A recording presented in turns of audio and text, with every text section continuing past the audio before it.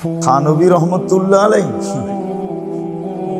সকালবেলা এশাকের নামাজ না পড়া ঘরে গেছেন নাস্তার জন্য। তো যেই ঘরে গেছে ওনার দুই ঘর ছিল, যেই কোনো এক ঘরে গেছে, যাওয়ার লগেই ঘরওয়ালি কইতেছে, কেন আমার কাছে আসছো কেন, ওইটাই দিল না?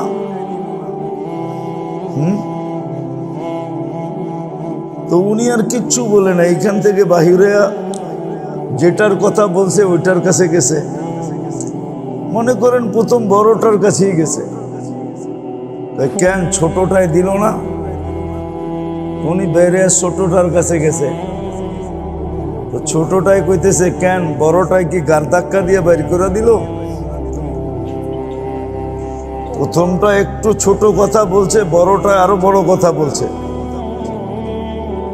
বইলা টইলা রুটি পাক করে দিছে, থানভী রহমতুল্লাহ খাইতে বসছে।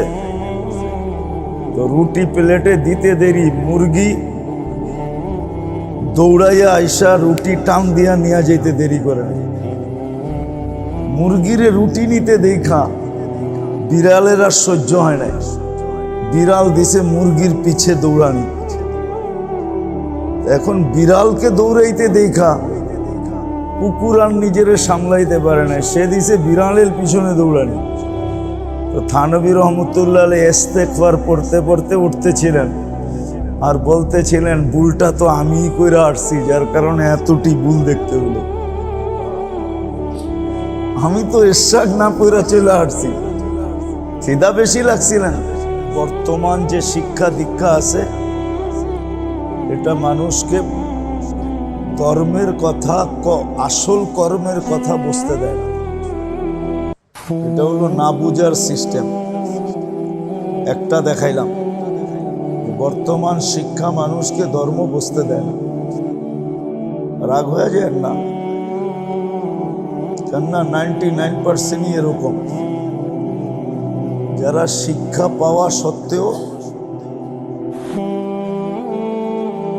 যে তাকে শিক্ষা দিল তাকেই চিনে না। এই জন্যই তো যে তাকে শিক্ষা দিল, শিক্ষা দেওয়ার মতো যোগ্যতাটা তাকে দিল, মেধাকে দিল। মেধা না থাকলে তো শিক্ষার প্রশ্নই ওঠে না, ঠিক না? কি আপনার মোবাইলে মেমোরি নেই, আপনি সেভ করবেন কোন জায়গায়? ঠিক না? কি মনে হয় বুঝাইতে পারি না। আপনার মোবাইলে কি নাই? মেমোরি নেই। আপনার মোবাইলে মেমোরি নেই, তো আপনি সেভ করবেন কোন জায়গায়? মেধা না থাকলে আপনি শিক্ষা নিবেন কি দিয়া? মেধাটাকে দিছে।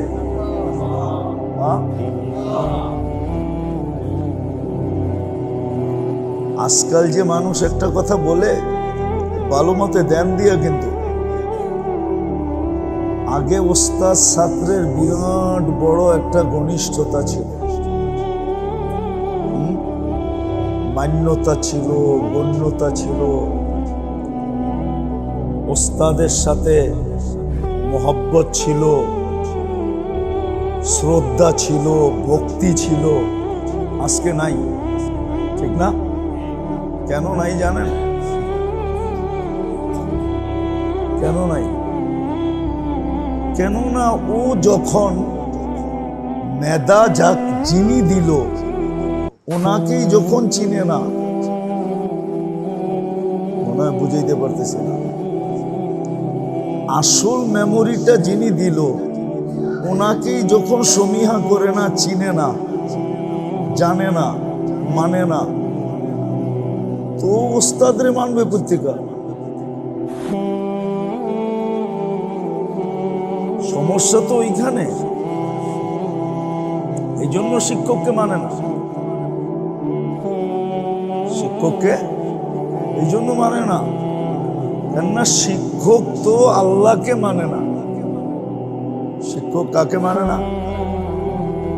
আল্লাহকে সমীহা করে না, আল্লাহকে ভক্তি করে না, আল্লাহকে শ্রদ্ধা করে না,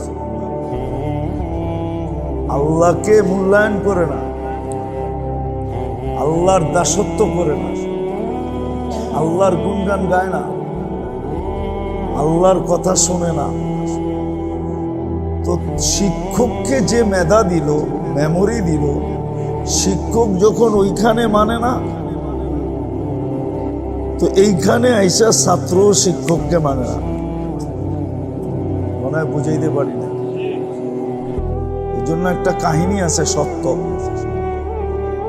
থানবী রহমতুল্লাহ আলাই সকালবেলা এশাকের নামাজ না পড়া ঘরে গেছেন নাস্তার জন্য। যেই ঘরে গেছে, ওনার দুই ঘর ছিল,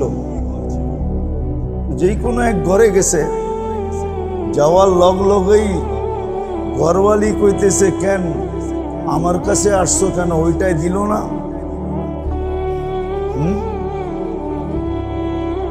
তো উনি আর কিচ্ছু বলে না, এইখান থেকে বাহিরে যেটার কথা বলছে ওইটার কাছে গেছে।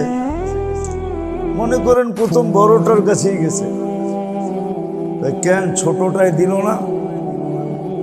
উনি বেড়ে ছোটটার কাছে গেছে, ছোটটাই কইতেছে, কেন বড়টাই কি গার ধাক্কা দিয়ে বাইর করে দিল? প্রথমটা একটু ছোট কথা বলছে, বড়টা আরো বড় কথা বলছে। বইলা টইলা রুটি পাক করে দিছে।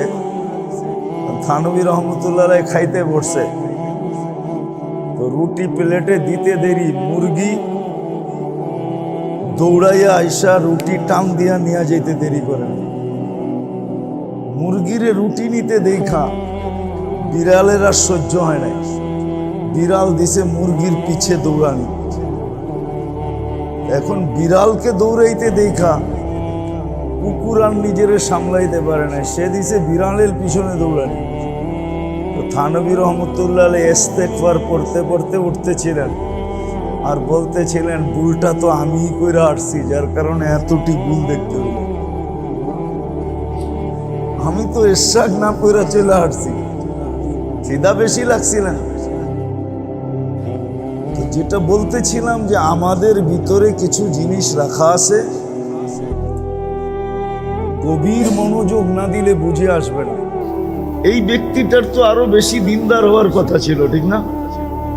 শিক্ষিত লোকটার আরো বেশি কি দিনদার হওয়ার কথা ছিল, কিন্তু সে সবচেয়ে কম দিনদার। তাহলে বোঝা গেল বর্তমান শিক্ষার দীক্ষার সিস্টেম আমাদেরকে হক বসতে দিবে না। এরকম শুধু শিক্ষা দীক্ষা না, মাঝে মাঝে বিবেক বুদ্ধিও মানুষকে বুঝতে দেয় না। বিবেক বুদ্ধি মানুষকে বুঝতে দেয় না, বিবেক বুদ্ধি মানুষকে বুঝতে দেয় না। বেশি বুদ্ধিমান যারা যারা বেশি বুদ্ধিমান, বুদ্ধিজীবী, যারা নিজেরা বুদ্ধিজীবীর সার্টিফিকেট পাইছে,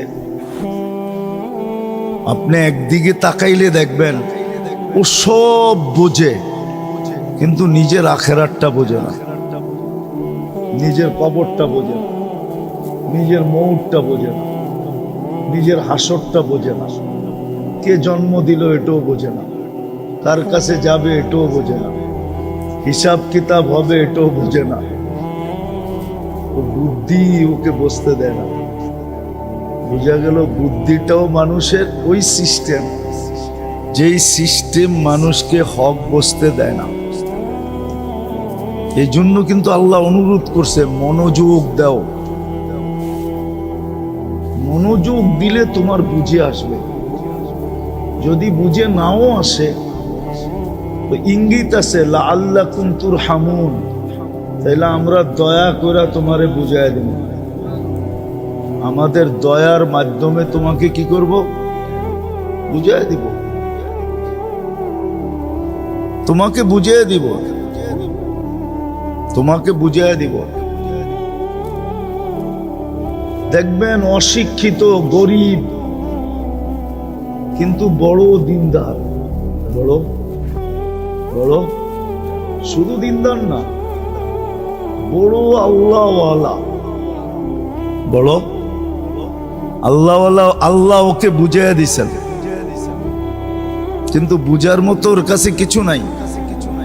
তা সত্ত্বেও ও সব বোঝে। দিনের সবকিছু কে বুঝাইছে? এটাই আল্লাহ ইঙ্গিত দিছেন, মনোযোগ দিবা। যত বেশি মনোযোগের ভলিউম বাড়াবা, তোমার ভিতরে বুঝার সিস্টেম না থাকলো আমরা কুদরত দ্বারা তোমাকে বুঝাই দিব, বুঝাই দিব তোমাকে। তো বিবেক বুদ্ধিও মানুষকে কখনো কখনো সত্য বুঝতে দেয় না, আবার পরিবেশও মানুষকে কখনো কি বুঝতে দেয় না, পরিবেশ দেয় না। এটা হলো তৃতীয়। আর চতুর্থ আছে সাঙ্গ পাঙ্গ, অনেক সময় বুঝতে দেন। কি সাঙ্গ পাঙ্গ বোঝেন? না না, সঙ্গী সাথী। সঙ্গী সাথী কখনো কি করে না, বুঝতে দেয় না। এই জন্য আল্লাহ হুকুম দিছেন কুনু মা সাদিকিন। এই জন্য আরবিতে প্রবাদ বাক্য আছে, উতলুবির রফিক কবলা তারিক। সফর করার আগে দেখো তোমার সঙ্গীরা কেমন। সফর করার আগে সঙ্গী দেখো কেমন। বাড়ি বানানোর আগে প্রতিবেশী দেখো কেমন। বাড়ি বানানোর আগে প্রতিবেশী, উতলুবিল জার কবলার দার। বাড়ি বানানোর আগে প্রতিবেশী দেখো। শুধু বাড়ি না, ব্যবসা করার আগেও প্রতিবেশী দেখো।